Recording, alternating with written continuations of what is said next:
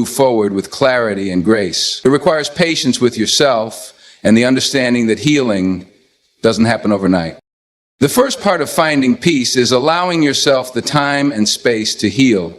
So often, we expect ourselves to bounce back quickly from pain, especially when it involves family.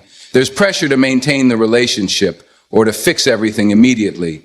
However, real healing takes time, and it requires you to embrace the fact that healing isn't linear. Some days you might feel stronger and more in control, while on other days the weight of the hurt might feel heavier than before. That's okay. Healing is a process, and it's important to honor the emotions that arise without rushing through them.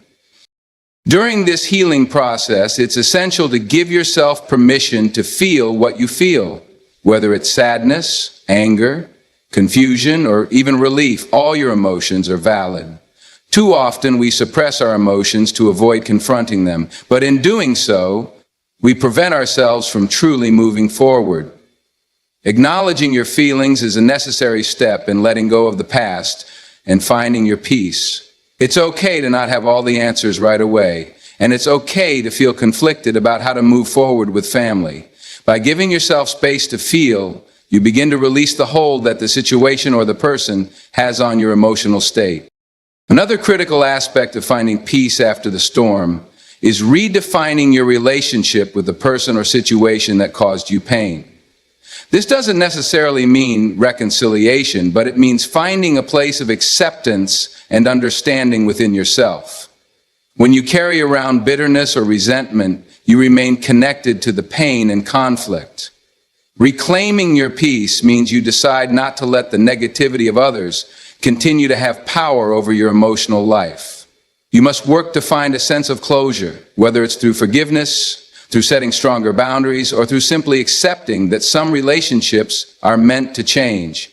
This process of redefining your relationship is about releasing what no longer serves you and making space for healthier dynamics in the future.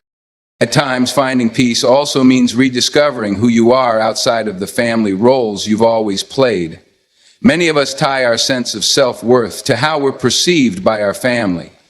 If there's a rupture in that perception, it can feel like a loss of identity. But peace comes when you reconnect with yourself, beyond family expectations, beyond roles, beyond the opinions of others. It's about remembering your own values, your passions, and what makes you feel alive. Take the time to invest in yourself and focus on what brings you joy. When you fill your life with positive energy, the remnants of old conflicts fade into the background, and you are able to regain a sense of wholeness that doesn't depend on external approval. Finding peace also involves setting new intentions for your future. After the emotional turbulence, it's easy to fall into a place of fear or self-doubt.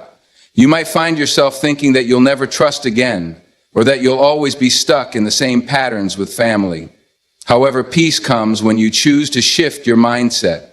Start by envisioning the kind of life you want to live, the kind of relationships you want to build, and the kind of person you want to be. It's not about ignoring the past. It's about learning from it and choosing to create something different.